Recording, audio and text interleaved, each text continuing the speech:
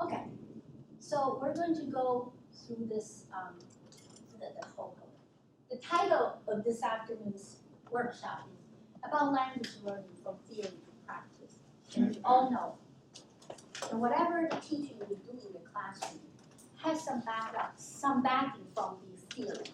It's not that, oh, haphazardly, I thought about, I want to do this, so I'm going to teach it this way. No, but it has something that is theoretically maybe proposed or discussed, and then bringing it into the classroom. So I'm going to talk about in language learning, what kind of theories are affecting your teaching practice. So here we go. The goal for this afternoon's lesson, it will be this. I want you to be familiar with the historical development of language learning. We have to know how the language learning teaching is coming from way back to today. At least there is a development, an evolvement there. So I want you to know about that. Second one, to deepen the understanding of second language acquisition. What kind of acquisition theories have been affecting or influencing our teaching? What are those hypotheses? So I'm going to introduce that.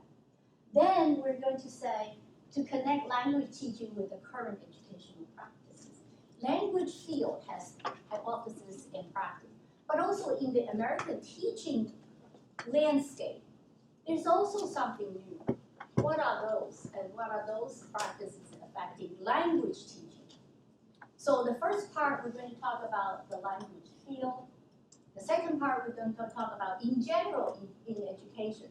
What are those important theories or practices that's been affecting us? Okay, clear? Let's move on.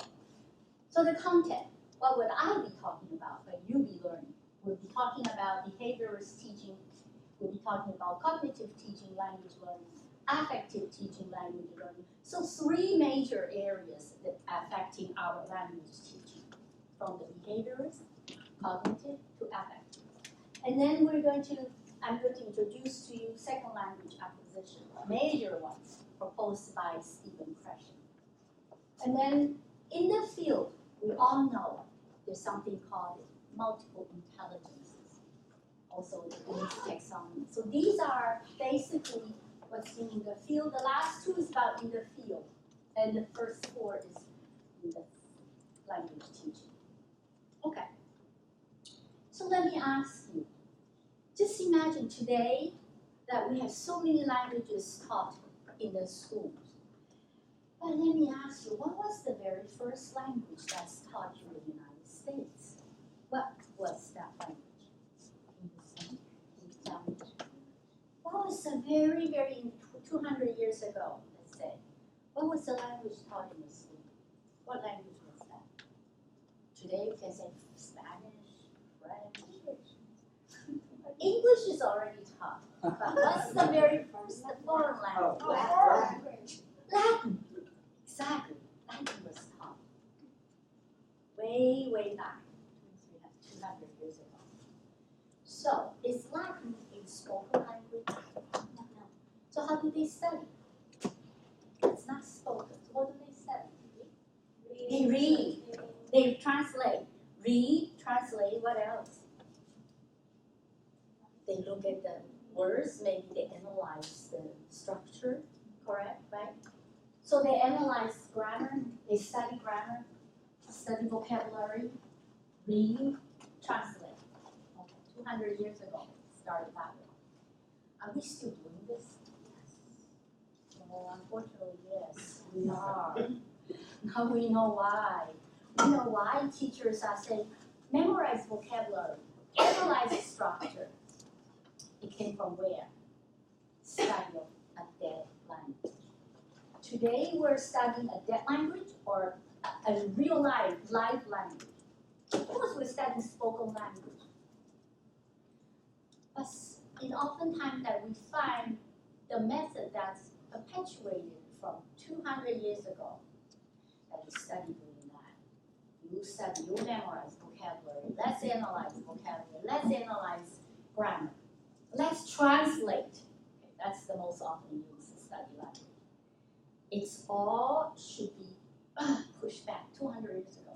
Should not be happening in our classroom. Definitely not in your classroom. If next time I go into your classroom and if you say, let's translate, do a translation, I will be so mad at you, right? No, I will not see that. I know I will not see that. Okay. So grammar translation, you know where it came from. They study rules and they study exceptional rules. They think they are very smart. They know rules. They also know exception to the rules. Okay, list of vocabulary, compare, contrast. So in this class, what would students do? Imagine, what would they do? Think, what would they do?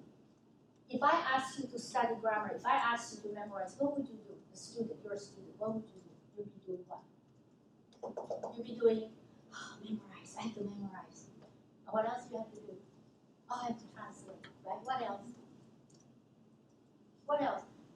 What else would you do in your classroom if this is the old traditional method? Grammar. I have to study grammar. I have to study exceptional grammar. What else? You have to do a lot of what? Look at the Latin and then into English. Translate. Go on. Don't do that. I don't like them.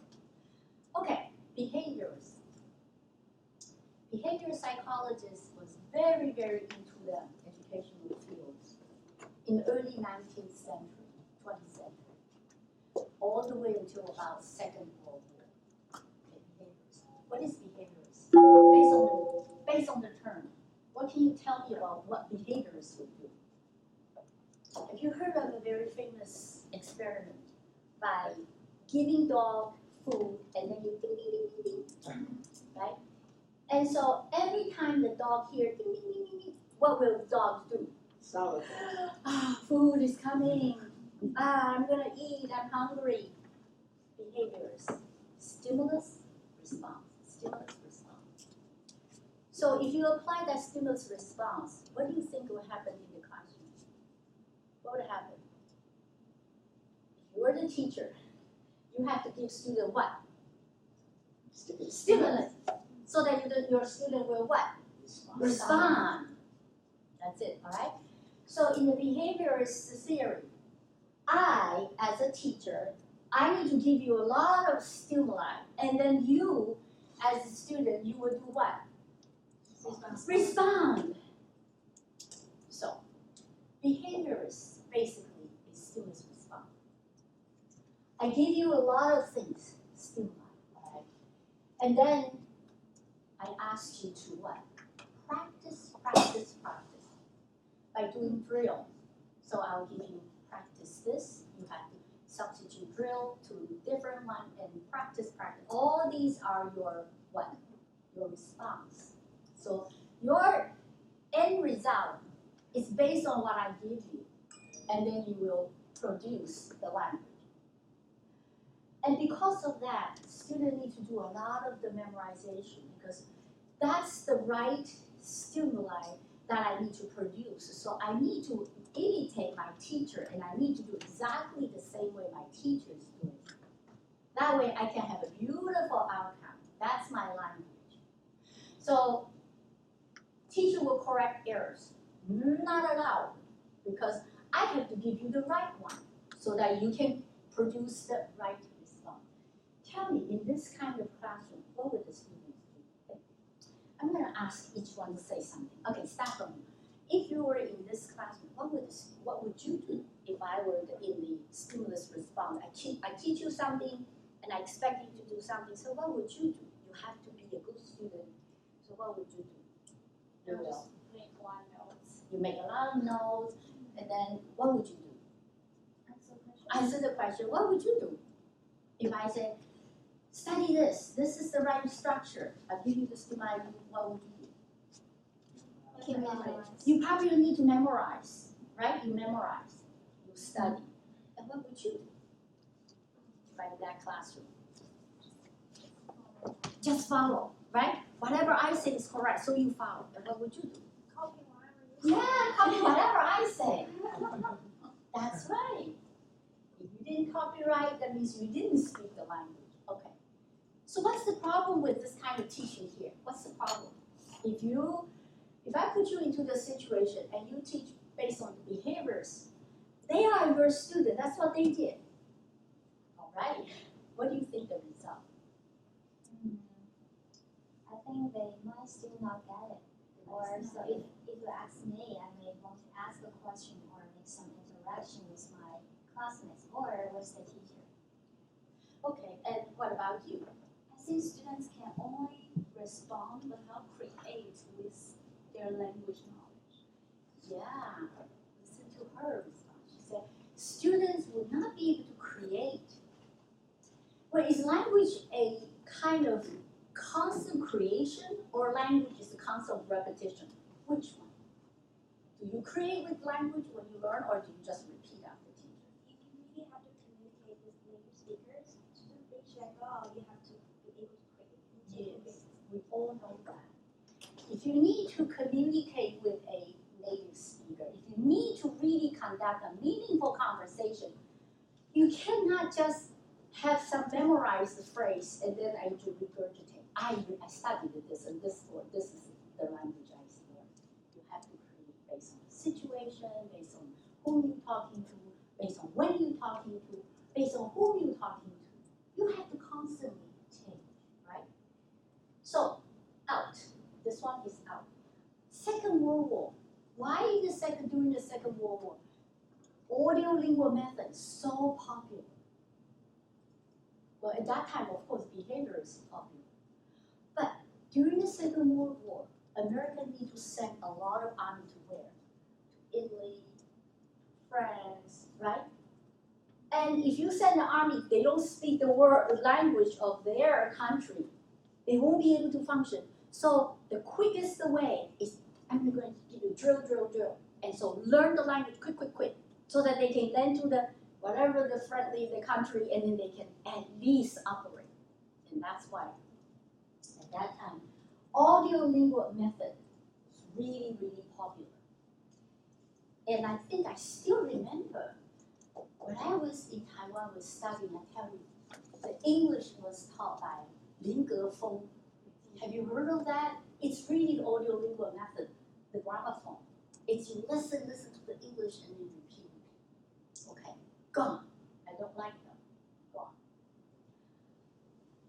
After the behaviorists, the cognitive psychology came and said, human beings don't learn language that way. It's not stimulus response. It's never that way. Why? Because if you look at the little kiddos, when they learn language, have you ever seen a mother approach the kid and say, repeat after me, milk, say it, milk. Never. There's not a single mother who will ask a little kid to say, repeat after me, I'm teaching you the mother tongue. No way. How do children learn language? How do children learn language? They listen, they watch, They listen, they watch, they interact, right? And so, if you understand that, do we all agree that human being has an innate ability? That means we are born with ability to speak. Nobody argues that, right? So the cognitive psychology will say, look, language is not learned that way. Language is learned because we human beings, we have the ability to learn language very naturally. And that's how we learn language. It's not our mother or father drill us how to say, I am hungry, I am thirsty, I am cold, I am hot. No way. Never seen that. So cognitive approach will say language learning is controlled by learner, not by what? Not by the teacher, not by the rule, right? Not by the gramophone. No, it's learned by nature. Second language learner have an innate ability to learn. Same thing. Not by mother, father drilling them. No, never. Linguistic analysis is not necessary. Winston, why do I say linguistic analysis is not necessary through the cognitive approach? Why do I say, well, I'll tell you, linguistic analysis is not necessary if you're talking about natural language acquisition. Why not? Maybe because that's not what kids did when they That's were right. learning. That's not the kid. You never seen a parent say, kiddo, I'm going to teach you present tense now, listen. Never.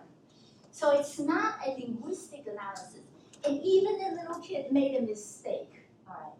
So Lu Lao said, what if the kid made a mistake? Mother and father will do what? Or don't do what? And let's say, think of maybe when you're young. And of course, when we were little, we make mistakes.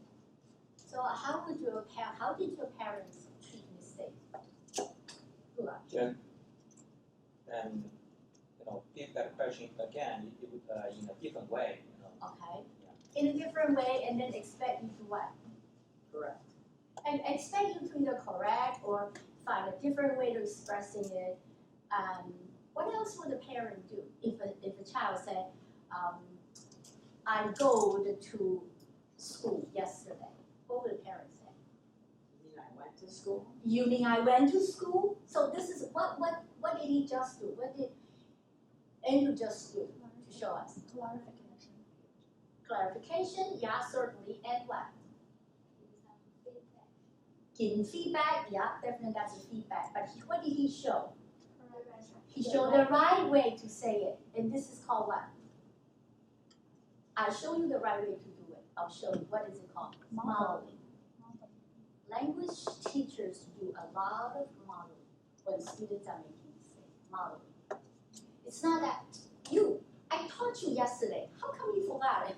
No, it's not that, but through modeling. Do you mean this? Clarification.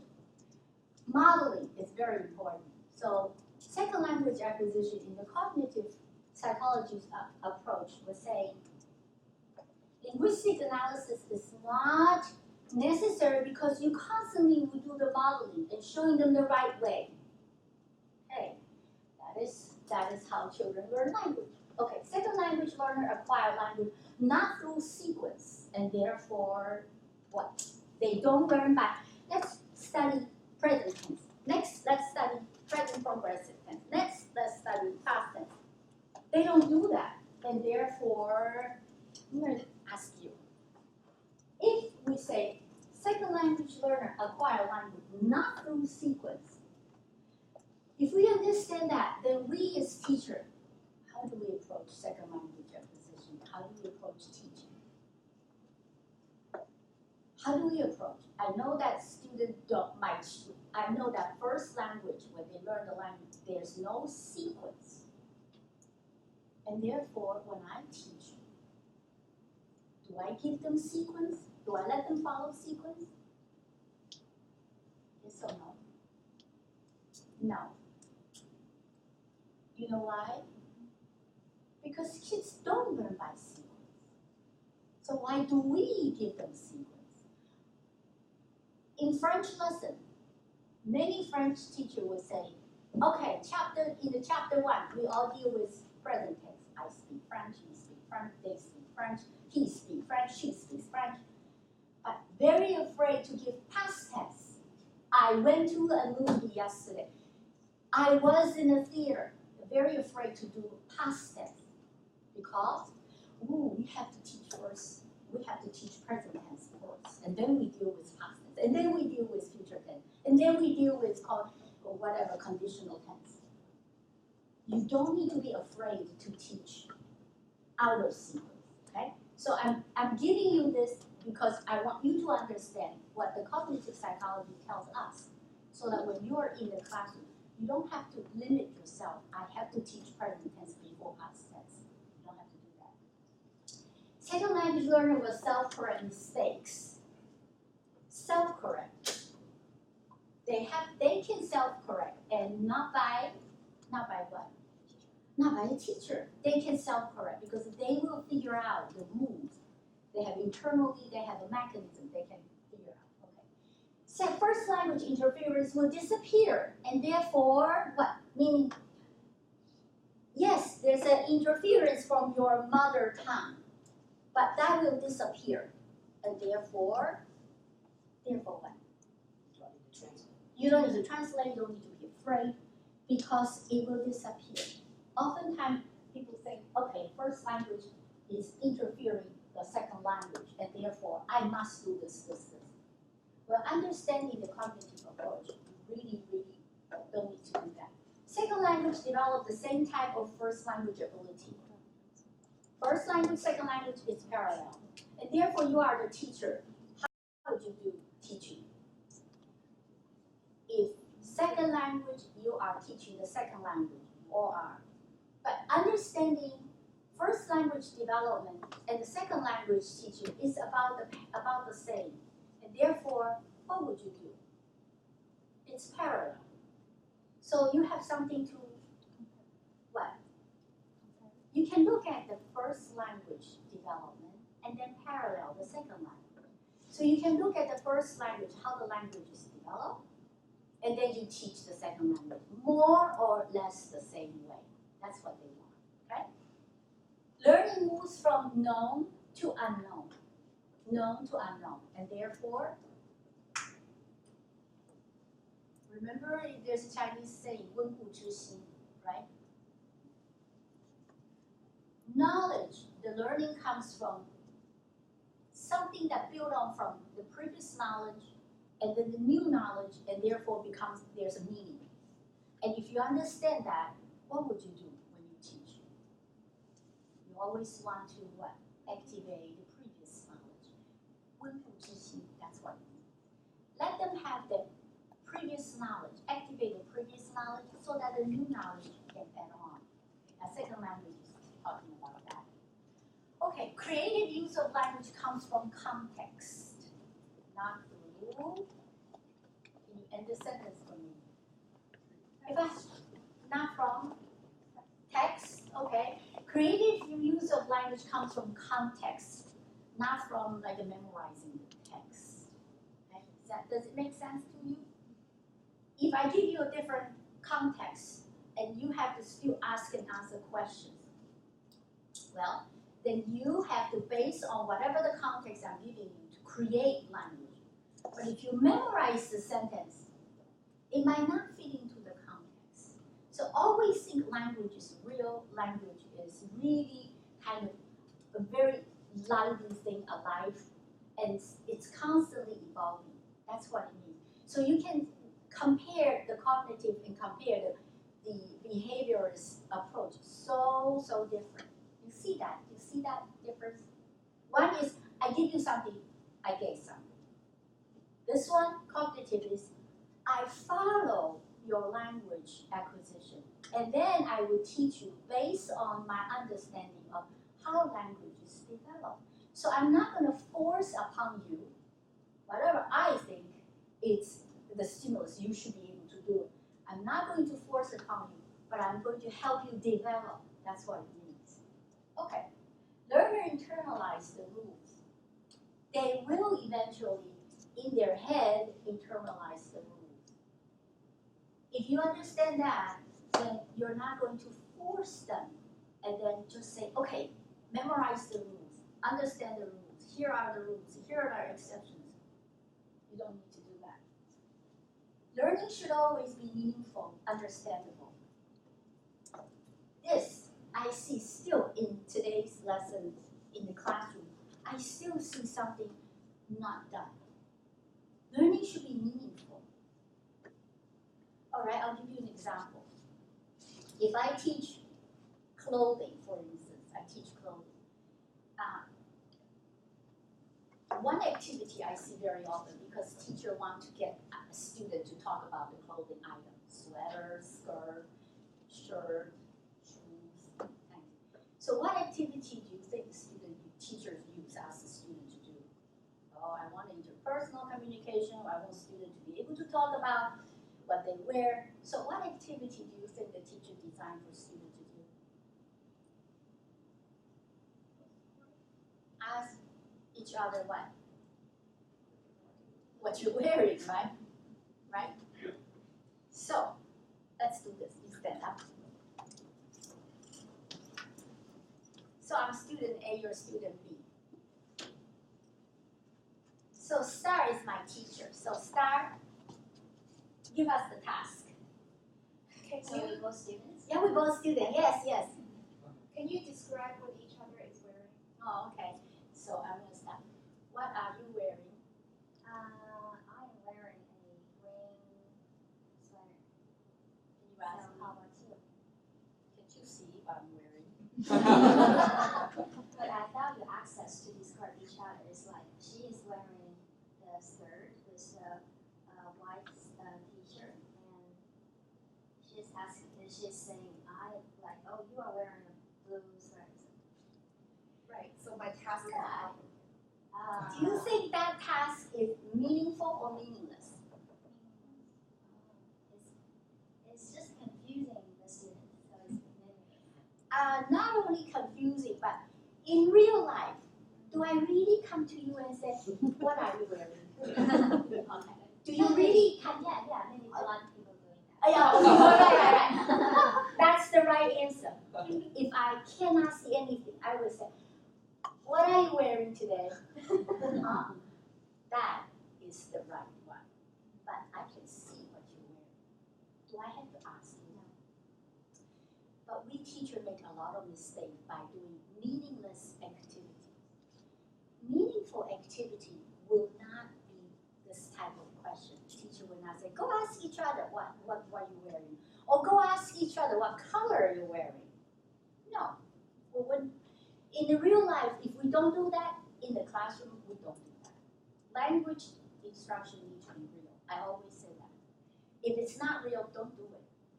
Find something real to do it. Okay. So, she went to StarTalk. So she learned how to do the meaningful. So next year, she will come and teach this lesson. So this teacher will change. And what do you think she will ask? Could you think about someone in the classroom and describe to your partner what this person is wearing and let the other person guess? Okay. So I will ask. Oh, so I will say, this person's wearing a purple sweater. Okay. This person is wearing a white shirt. This person is wearing sneakers. So what's the difference between the first activity and the second activity? What's the difference? What's the difference? The second one is meaning. The first one meaningful. It's artificial. First one is artificial because you have to ask. That's why you ask. The second one has a real meaning because does she know the it that I'm thinking about? Does she know that no? In the real conversation, it's that you find out information you don't have. If you have information, don't ask. There's no need to ask the information you already have. Thank you. No problem. Okay. So now we understand what is meaningful, and therefore we will not do artificial activity in the classroom. Cognitive activity is really helping us in understanding